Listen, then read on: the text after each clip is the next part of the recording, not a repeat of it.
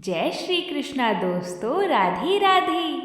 बृहस्पतिवार का दिन भगवान विष्णु जी को समर्पित होता है।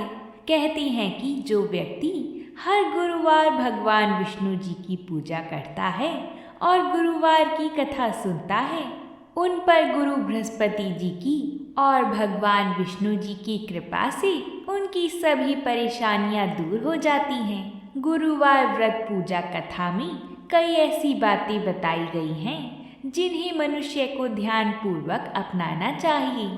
कहते हैं जो व्यक्ति श्रद्धा भाव से गुरुवार को भगवान विष्णु जी की पूजा करता है और गुरुवार व्रत की कथा कहता और सुनता है, उनकी गरीबी और कष्ट को भगवान विष्णु जी दूर कर देते हैं। जीवन में सुख समृद्धि के लिए गुरुवार के दिन आप भी इस गुरुवार व्रत कथा को सुनें। प्राचीन समय की बात है। एक बड़ा प्रतापी तथा दानी राजा था। वह प्रत्येक गुरुवार को व्रत रखता एवं पुण्य करता था। यह उसकी रानी को अच्छा ना लगता था। ना वो व्रत करती और ना ही किसी को एक पैसा दान में देती। राजा को भी ऐसा करने से मना किया करती थी। एक समय की बात है कि राजा शिकार खेलने वन चला गया। घर पर रानी और दासी थी। उस समय गुरु बृहस्पति देव साधु के रूप में राजा के दरवाजे पर भिक्षा मांगने के लिए आए। साधु ने रानी से भिक्षा मांगी तो वह कहने लगी, हे साधु महाराज, मैं इस दान और पुण्य से तंग आ गई हूँ। आप कोई ऐसा उपाय करें जिससे ये सारा धन नष्ट हो जाए और मैं आराम से रह सकूं। साधु रूपी बृहस्पति देव ने कहा, हे देवी, तुम बड़ी विचित्र हो। संतान और धन से भी कोई दुखी होता है। अगर तुम्हारे पास धन अधिक है तो उसे शुभ कार्यों में लगाओ जिससे तुम्हारे दोनों लोग सुधरें। परंतु साधु की इन बातों से रानी खुश नहीं हुई। उसने कहा, मुझे ऐसा धन की आवश्यकता नहीं है जिससे मैं दान कर दूं तथा जिसको संभालने में भी मेरा सारा समय नष्ट हो जाए। साधु ने कहा, यदि तुम्हारी ऐसी ही इच्छा है तो जैसे तुम्हें बताता हूँ तुम वैसा ही करना। बृहस्पतिवार के दिन तुम घर को गोबर से लीपना, अपने केशों को पीली मिट्टी से धोना, केशों को धोते समय स्नान करना, राजा से हजामत बनाने को कहना, भोजन में मांस मदिरा खाना, कपड़ा धोबी के यहाँ धुलने डालना। इस प्रकार 7 बृहस्पतिवार करने से तुम्हारा समस्त धन नष्ट हो जाएगा। इतना कहकर साधु बने बृहस्पति देव अंतर्ध्यान हो गए।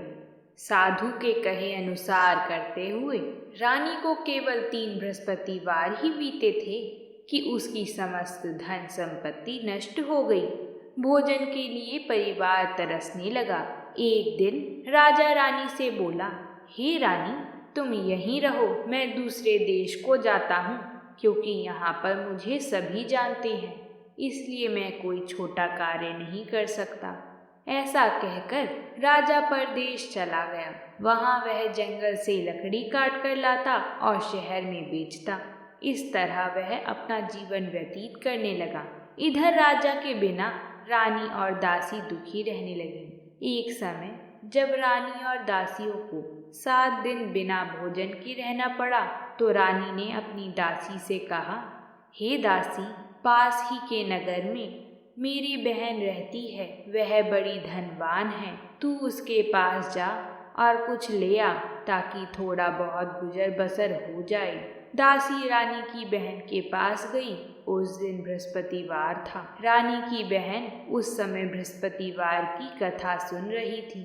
दासी ने रानी की बहन को अपनी रानी का संदेश दिया, लेकिन रानी की बहन ने कोई उत्तर नहीं दिया। जब दासी को रानी की बहन से कोई उत्तर नहीं मिला तो वह बहुत दुखी हुई। उसे क्रोध भी आया। दासी ने वापस आकर रानी को सारी बात बता दी। सुनकर रानी ने अपने भाग्य को कोसा। उधर रानी की बहन ने सोचा कि मेरी बहन की दासी आई थी परंतु मैं उससे नहीं बोली, इससे वह बहुत दुखी होगी। कथा सुनकर और पूजन समाप्त कर वह अपनी बहन के घर गई और कहने लगी, हे बहन, मैं बृहस्पतिवार का व्रत कर रही थी तुम्हारी दासी गई, परंतु जब तक कथा होती है तब तक ना उठते हैं और ना बोलते हैं, इसलिए मैं नहीं बोली। कहो दासी, क्यों गई थी? रानी बोली, बहन, हमारे घर अनाज नहीं था। ऐसा कहते कहते रानी की आंखें भर आई। उसने दासियों सहित भूखा रहने की बात भी अपनी बहन को बता दी। रानी की बहन बोली, बहन देखो, बृहस्पति भगवान सबकी मनोकामना पूर्ण करते हैं। देखो, शायद तुम्हारे घर में अनाज रखा हो। यह सुनकर दासी घर के अंदर गई तो वहां उसे एक घड़ा अनाज भरा हुआ मिला। उसे बड़ी हैरानी हुई, क्योंकि उसने एक एक बर्तन देख लिया था। उसने बाहर आकर रानी को बताया। दासी रानी से कहने लगी, हे रानी, जब हमको भोजन नहीं मिलता तो हम व्रत ही तो करते हैं, इसलिए क्यों ना इनसे व्रत और कथा की विधि पूछ ली जाए। हम भी व्रत किया करेंगे। दासी के कहे अनुसार रानी ने अपनी बहन से बृहस्पतिवार व्रत के बारे में पूछा। उसकी बहन ने बताया, बृहस्पतिवार के व्रत में चने की दाल और मुनक्का से विष्णु भगवान का केले की जड़ में पूजन करें तथा दीपक जलाएं, पीला भोजन करें तथा कथा सुनें। इससे गुरु भगवान प्रसन्न होते हैं और मनोकामना पूर्ण करते हैं। व्रत और पूजन की विधि बताकर रानी की बहन अपने घर लौट आई।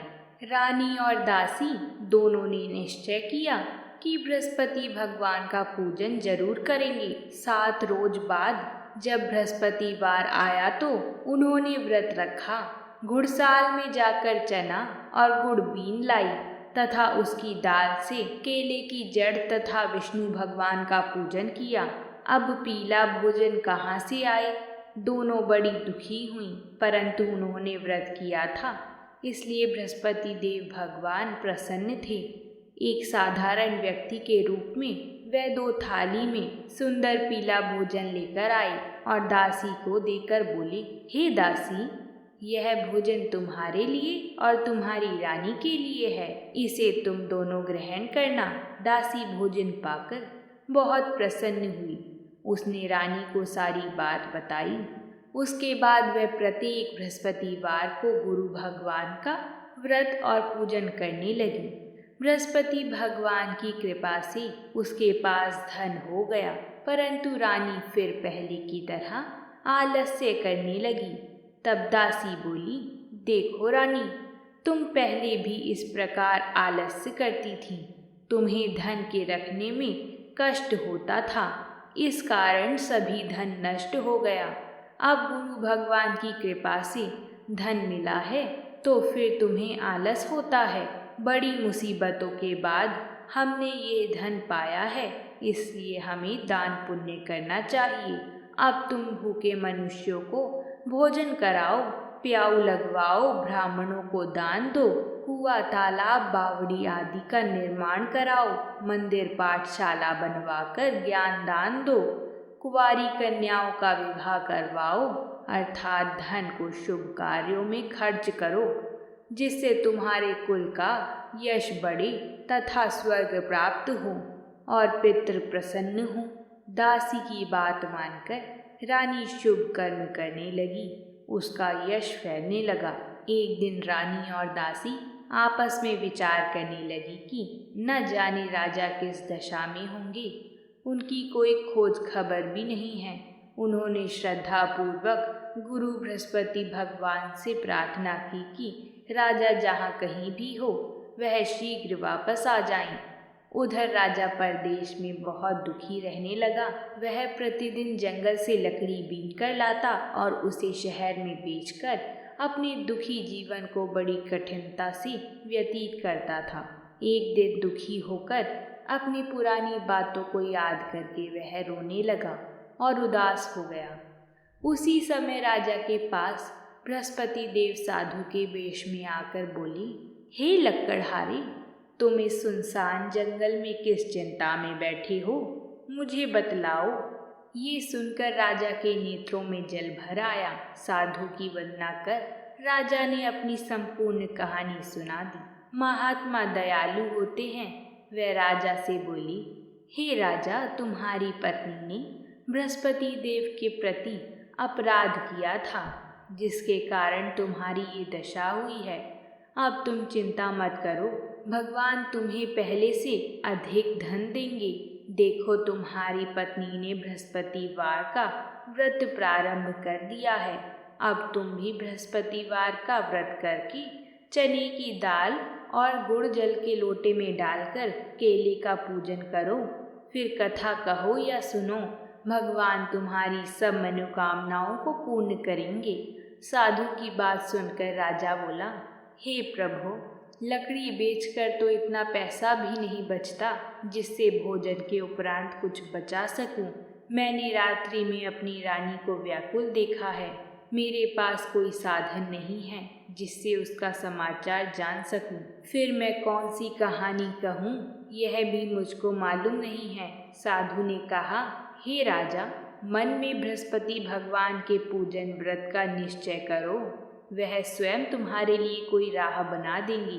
बृहस्पतिवार के दिन तुम रोजाना की तरह लकड़ी लेकर शहर में जाना। तुम्हें रोज से दुगना धन मिलेगा, जिससे तुम भली भांति भोजन कर लोगी तथा बृहस्पति देव की पूजा का सामान भी आ जाएगा। जो तुमने बृहस्पतिवार की कहानी के बारे में पूछा है, वह इस प्रकार है। प्राचीन काल में एक बहुत ही निर्धन ब्राह्मण था। उसके कोई संतान ना थी। वह नित्य पूजा पाठ करता। उसकी स्त्री स्नान करती और ना किसी देवता का पूजन करती। इस कारण ब्राह्मण देवता बहुत दुखी रहते थे। भगवान की कृपा से ब्राह्मण के यहाँ एक कन्या उत्पन्न हुई। कन्या बड़ी होने लगी। प्रातः स्नान करके वह भगवान विष्णु का जाप करती। बृहस्पतिवार का व्रत भी करने लगी। पूजा पाठ समाप्त कर पाठशाला जाती तो अपनी मुट्ठी में जौ भर के ले जाती और पाठशाला के मार्ग में डालती जाती। लौटते समय वही जौ स्वर्ण के हो जाते। उनको बीनकर घर ले आती। एक दिन वह बालिका सूप में उन सोने के जौ को फटक कर साफ कर रही थी कि तभी उसकी माँ ने देख लिया और कहा कि हे बेटी, सोने के जौ को फटकने के लिए सोने का सूप भी तो होना चाहिए। दूसरे दिन गुरुवार था। कन्या ने व्रत रखा और बृहस्पति देव से सोने का सूप देने की प्रार्थना की। बृहस्पति देव ने उसकी प्रार्थना को स्वीकार कर लिया। रोजाना की तरह वह कन्या जौ फैलाती हुई पाठशाला चली गई। पाठशाला से लौटकर जब वह जौ बीन रही थी तो बृहस्पति देव की कृपा से उसे सोने का सूप भी मिला। उसे वह घर ले आई और उससे जौ साफ करने लगी, परंतु उसकी माँ का वही ढंग रहा। कन्या सोने के सूप में जब जौ साफ कर रही थी, उस समय उस नगर का राजकुमार वहां से निकला। कन्या के रूप और कार्य को देखकर वह उस पर मोहित हो गया। राजमहल आकर वह भोजन तथा जल त्याग कर उदास होकर लेट गया। राजा को जब राजकुमार द्वारा अन्न जल त्यागने का समाचार ज्ञात हुआ तो अपने मंत्रियों के साथ वह अपने पुत्र के पास गए और कारण पूछा। तब राजकुमार ने उस लड़की के बारे में बताया और राजा को उस लड़की के घर का पता भी बता दिया। मंत्री उस लड़की के घर गए। मंत्री ने ब्राह्मण के समक्ष राजा की ओर से निवेदन किया। कुछ ही दिन बाद ब्राह्मण की कन्या का विवाह राजकुमार के साथ संपन्न हो गया। कन्या के घर से जाते ही ब्राह्मण के घर में पहले की तरह ही गरीबी का निवास हो गया। एक दिन दुखी होकर ब्राह्मण अपनी पुत्री से मिलने गए। बेटी ने पिता की अवस्था को देखा और अपनी माँ का हाल भी पूछा। ब्राह्मण ने सभी हाल कह सुनाया। कन्या ने बहुत सा धन देकर अपने पिता को विदा कर दिया, लेकिन कुछ दिन बाद फिर वही हाल हो गया। ब्राह्मण फिर अपनी कन्या के यहाँ गया और सभी हाल कहा तो पुत्री बोली, हे पिताजी, आप माताजी को यहाँ लिवा लाओ। मैं उन्हें वह विधि बता दूंगी जिससे गरीबी दूर हो जाएगी। ब्राह्मण देवता अपनी स्त्री को साथ लेकर अपनी पुत्री के पास राजमहल पहुँचे। तो पुत्री अपनी माँ को समझाने लगी, हे माँ, तुम प्रातःकाल स्नान आदि करके विष्णु भगवान का पूजन करा करो तो सब दरिद्रता दूर हो जाएगी। परंतु उसकी माँ ने उसकी एक भी बात नहीं मानी। वह प्रातःकाल उठकर अपनी पुत्री की बची हुई झूठन को खा लेती थी। एक दिन उसकी पुत्री को बहुत गुस्सा आया। उसने अपनी माँ को एक कोठरी में बंद कर दिया। प्रातः उसे स्नान आदि करा के पूजा पाठ करवाया तो उसकी माँ की बुद्धि ठीक हो गई। इसके बाद वह नियम से पूजा पाठ करने लगी और प्रत्येक बृहस्पतिवार को व्रत करने लगी। इस व्रत के प्रभाव से मृत्यु के बाद वह स्वर्ग लोक को प्राप्त हुई। वह ब्राह्मण भी सुखपूर्वक इस लोक का सुख भोग कर स्वर्ग लोक को प्राप्त हुआ। इस तरह कहानी कहकर साधु बने देवता वहाँ से अंतर्ध्यान हो गए। धीरे धीरे समय व्यतीत होने पर फिर बृहस्पतिवार का दिन आया। राजा जंगल से लकड़ी काटकर शहर में बेचने गया। उसे उस दिन और दिनों से अधिक धन मिला। राजा ने चना गुड़ आदि लाकर बृहस्पतिवार का व्रत किया। उस दिन से उसके सभी कलेश दूर हो गए। परंतु जब अगला गुरुवार का दिन आया तो वह बृहस्पतिवार का व्रत करना भूल गया। इस कारण बृहस्पति भगवान नाराज हो गए। उस दिन उस नगर के राजा ने विशाल यज्ञ का आयोजन किया था तथा अपने समस्त राज्य में घोषणा करवा दी थी कि सभी मेरे यहाँ भोजन करने आवें, किसी के घर चूल्हा ना जले। इस आज्ञा को जो ना मानेगा उसको फांसी दे दी जाएगी। राजा की आज्ञा अनुसार राज्य के सभी वासी राजा के भोज में सम्मिलित हुए, लेकिन लकड़हारा कुछ देर से पहुंचा, इसलिए राजा उसको अपने साथ महल में ले गए। जब राजा लकड़हारे को भोजन करा रहे थे तो रानी की दृष्टि उस कुटी पर पड़ी जिस पर उसका हार लटका हुआ था। उसे हार कुटी पर लटका दिखाई नहीं दिया। रानी को निश्चय हो गया कि मेरा हार इस लकड़हारे ने चुरा लिया है। उसी समय सैनिक बुलाकर उसको जेल में डलवा दिया। लकड़हारा जेल में विचार करने लगा कि ना जाने कौन से पूर्व जन्म के कर्म से मुझे यह दुख प्राप्त हुआ है, और जंगल में मिले साधु को याद करने लगा। तत्काल बृहस्पति देव साधु के रूप में प्रकट हो गए और कहने लगे, अरे मूर्ख, तूने बृहस्पति देवता की कथा नहीं की, उसी कारण तुझे यह दुख प्राप्त हुआ है। अब चिंता मत कर, जेल खाने के दरवाजे पर तुझे 4 पैसे पड़े मिलेंगे। उनसे तू बृहस्पतिवार की पूजा करना तो तेरे सभी कष्ट दूर हो जाएंगे। अगले बृहस्पतिवार के दिन उसे जेल के द्वार पर 4 पैसे मिले। राजा ने पूजा का सामान मंगवाकर कथा कही और प्रसाद बांटा। उसी रात्रि में बृहस्पति देवता ने उस नगर के राजा को स्वप्न में कहा, तूने जिसे जेल में बंद किया है उसे कल छोड़ देना, वह निर्दोष है। राजा प्रातःकाल उठा और कुटी पर हार टंगा देखकर लकड़हारे को बुलाकर क्षमा मांगी तथा राजा के योग्य सुंदर वस्त्र आभूषण भेंट कर उसे विदा किया। गुरुदेव की आज्ञा अनुसार राजा अपने नगर को चल दिया। राजा जब नगर के निकट पहुंचा तो उसे बड़ा ही आश्चर्य हुआ। नगर में पहले से अधिक बाग, तालाब और कुएं तथा बहुत सी धर्मशालाएं, मंदिर आदि बने हुए थे। राजा ने पूछा कि यह किसका बाग और धर्मशाला है। तब नगर के सब लोग कहने लगे कि यह सब हमारी रानी और दासी द्वारा बनवाए गए हैं। राजा को आश्चर्य हुआ और गुस्सा भी आया कि उसकी अनुपस्थिति में रानी के पास धन कहाँ से आया होगा। जब रानी ने यह खबर सुनी कि राजा आ रहे हैं तो उसने अपनी दासी से कहा, हे दासी, देख राजा हमको कितनी बुरी हालत में छोड़ गए थे। वह हमारी ऐसी हालत देखकर लौट ना जाएं, इसलिए तू दरवाजे पर खड़ी हो जा। रानी की आज्ञा अनुसार दासी दरवाजे पर खड़ी हो गई और जब राजा आए तो उन्हें अपने साथ महल में लिवा लाई। तब राजा ने क्रोध करके अपनी तलवार निकाली और पूछने लगा, बताओ यह धन तुम्हें कैसे प्राप्त हुआ? तब रानी ने सारी कथा कह सुनाई। राजा ने निश्चय किया कि मैं रोजाना दिन में 3 बार कहानी कहा करूँगा और रोज व्रत किया करूँगा। अब हर समय राजा के दुपट्टे में चने की दाल बंधी रहती तथा दिन में 3 बार कथा कहता। एक रोज राजा ने विचार किया कि चलो अपनी बहन के यहाँ हो आऊं। इस तरह वह निश्चय कर राजा घोड़े पर सवार हो गया, अपनी बहन के यहाँ चल दिया। मार्ग में उसने देखा कि कुछ आदमी एक मुर्दे को लिए जा रहे थे। उन्हें रोककर राजा कहने लगा, अरे भाइयों, मेरी बृहस्पतिवार की कथा सुन लो।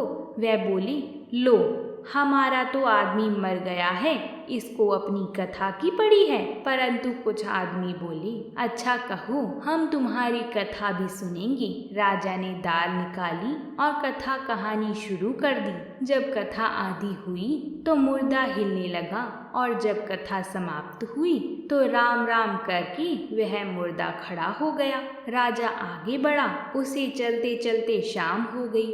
आगे मार्ग में उसे एक किसान खेत में हल चलाता मिला। राजा ने उसे कथा सुनने का आग्रह किया, लेकिन वह नहीं माना। राजा आगे चल पड़ा। राजा के हटते ही बैल पछाड़ खाकर गिर गया तथा किसान के पेट में दर्द होने लगा। उसी समय किसान की माँ रोटी लेकर आई। उसने जब देखा तो अपने पुत्र से सब हाल पूछा। बेटे ने सभी हाल बता दिया। बुढ़िया दौड़ती दौड़ती उस घुड़सवार के पास पहुंची और उससे बोली, मैं तेरी कथा सुनूंगी, तू अपनी कथा मेरे खेत पर ही चलकर कहना। राजा ने लौटकर बुढ़िया के खेत पर जाकर कथा कही, जिसके सुनते ही बैल खड़े हो गए तथा किसान के पेट में दर्द भी बंद हो गया। राजा अपनी बहन के घर पहुंच गया।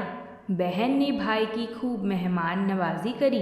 दूसरे रोज प्रातःकाल राजा जागा तो वह देखने लगा कि सब लोग भोजन कर रहे हैं। राजा ने अपनी बहन से पूछा, ऐसा कोई मनुष्य है जिसने भोजन नहीं किया हो, जो मेरी बृहस्पतिवार की कथा सुन ले? बहन बोली, भैया, यह देश ऐसा ही है। यहाँ लोग पहले भोजन करते हैं, बाद में कोई अन्य काम करते हैं। फिर वह एक कुम्हार के घर गई जिसका लड़का बीमार था। उसे मालूम हुआ कि उसके यहाँ किसी ने 3 दिन से भोजन नहीं किया है। रानी ने अपने भाई की कथा सुनने के लिए कुम्हार से कहा। वह तैयार हो गया। राजा ने जाकर बृहस्पतिवार की कथा कही, जिसको सुनकर उसका लड़का ठीक हो गया। अब तो राजा को प्रशंसा होने लगी। एक दिन राजा ने अपनी बहन से कहा, बहन, मैं अब अपने घर जाऊंगा, तुम भी तैयार हो जाओ।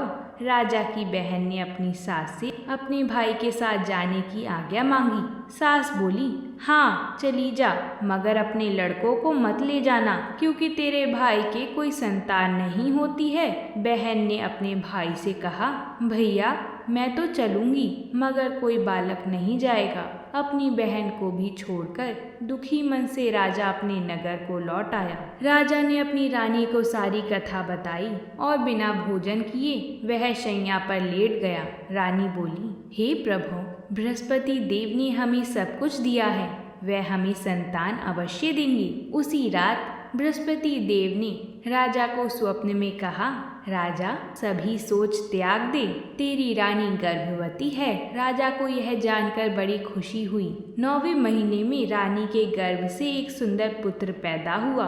तब राजा बोला, हे रानी, स्त्री बिना भोजन के रह सकती है, परंतु बिना कहे नहीं रह सकती। जब मेरी बहन आई तो तुम उससे कुछ मत कहना। रानी ने हाँ कर दी। जब राजा की बहन ने ये शुभ समाचार सुना तो वह बहुत खुश हुई तथा बधाई लेकर अपने भाई के यहाँ आई। रानी ने तब उसे आने का उल्हाना दिया। जब भाई अपने साथ ला रहे थे तब तो टाल गई, उनके साथ ना आई और आज अपने आप ही भागी भागी बिना बुलाए आ गई। तो राजा की बहन बोली, भाई, मैं इस प्रकार ना कहती तो तुम्हारे घर औलाद कैसी होती। बृहस्पति देव सभी कामनाएं पूर्ण करते हैं। जो सद्भावना पूर्वक बृहस्पतिवार की व्रत कथा करता है एवं कथा पढ़ता है अथवा सुनता है और दूसरों को सुनाता है, बृहस्पति देव उसकी सभी मनोकामनाएं पूर्ण करते हैं, उनकी सदैव रक्षा करते हैं। जो संसार में सद्भावना से गुरुदेव का पूजन एवं व्रत सच्चे हृदय से करते हैं, उनकी सभी मनोकामनाएं वैसे ही पूर्ण होती हैं जैसे सच्ची भावना से रानी और राजा ने बृहस्पति देव की कथा का गुणगान किया तो उनकी सभी इच्छाएं बृहस्पति देव जी ने पूर्ण की। अनजाने में भी बृहस्पति देव की उपेक्षा ना करें, ऐसा करने से सुख शांति नष्ट हो जाती है। इसलिए सबको कथा सुनने के बाद प्रसाद लेकर जाना चाहिए। हृदय से उनका मनन करते हुए जयकारा बोलना चाहिए।